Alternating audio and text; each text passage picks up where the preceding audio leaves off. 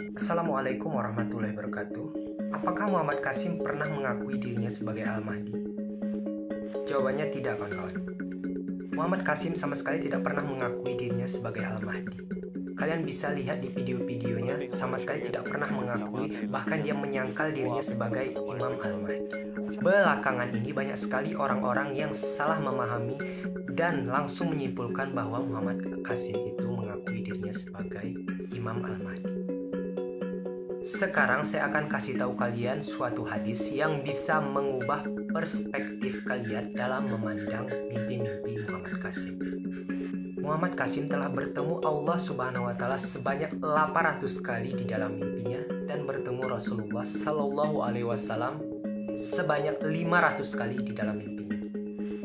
Dan dia masih ingat sampai dengan sekarang, insya Allah.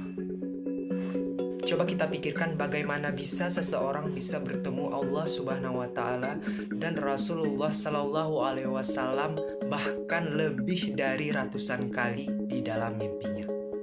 Bukankah ini adalah suatu hal yang mengundang pertanyaan besar untuk kita semua? Saya mengutip dua hadis yang mungkin bisa mengubah pandangan Anda tentang mimpi Sayyid Muhammad Qasim. Mimpi seorang mukmin merupakan bagian dari 46 bagian kenabian.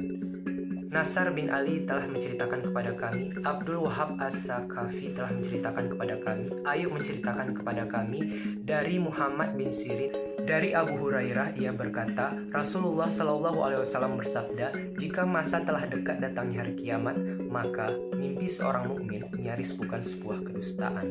Mimpi mereka adalah yang paling benar dan dapat dipercayai. Mimpi seorang mukmin adalah bagian dari 46 bagian kenabian. Mimpi itu ada 3, kawan-kawan. Yang pertama adalah mimpi yang baik, adalah merupakan kabar gembira dari Allah Subhanahu wa taala. Yang kedua adalah mimpi buruk yang dibuat oleh setan, dan yang ketiga adalah mimpi yang diakibatkan karena seorang yang membicarakan dirinya. Sahih muttafaq alaih. Abu Isa berkata hadis ini sahih.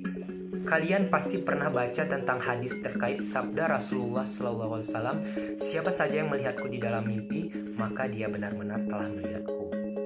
Muhammad bin Bashar menceritakan kepada kami, Abdurrahman bin Mahdi menceritakan kepada kami, dari Abu Ishaq, dari Abu Al-Ahwas, dari Abdullah, dari Nabi SAW beliau bersabda, siapa saja melihatku dalam mimpinya, maka sesungguhnya ia benar-benar telah melihatku.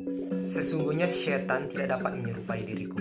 Sahih Ibnu Majah 3900. Berdasarkan hadis yang saya sebutkan tadi, kira-kira mimpi Muhammad Qasim ini termasuk kategori yang mana, kawan-kawan?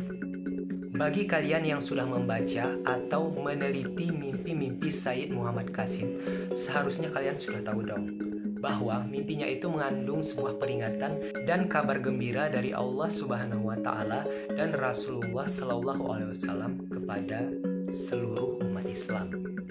Seperti bagaimana ditampakkan oleh Allah Subhanahu wa taala kepada Muhammad Qasim tentang peristiwa-peristiwa yang akan terjadi di masa depan. Kita ambil salah satunya, seperti Perang Dunia Ketiga.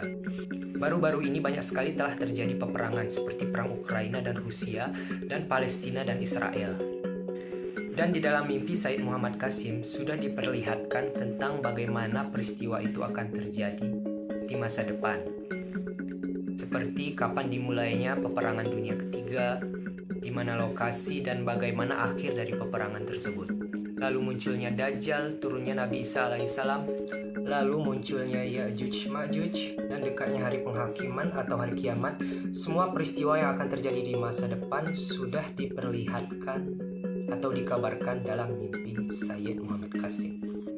Jadi dapat kita simpulkan sendiri bahwa Muhammad Qasim sama sekali tidak pernah mengakui dirinya sebagai Al-Mahdi, melainkan ini semua adalah sebuah pengkabaran yang murni dari Allah Subhanahu wa taala dan Rasulullah Sallallahu alaihi wasallam kepada kita sebagai umat akhir zaman. Dan tugas Muhammad Qasim ini salah satunya hanya menyampaikan kabar ini kepada kita semua umat Islam. Dan juga mimpi Muhammad Qasim ini merupakan bentuk kasih sayang Allah Subhanahu wa taala kepada kita umat akhir zaman. Jadi jangan sampai kita melewati kabar gembira ini, kawan-kawan. Ayolah ikro, kawan-kawan, bacalah. Selebihnya wallahu alam. Subhanallah wa bihamdihi, subhanallahil azim. Assalatu wassalamu alaika ya Rasulullah Muhammad sallallahu alaihi wasallam. Jadi tunggu apa lagi kawan-kawan? Bagi kalian yang belum tahu sama sekali mimpi-mimpi Syekh Muhammad Qasim, harus cek mulai dari sekarang.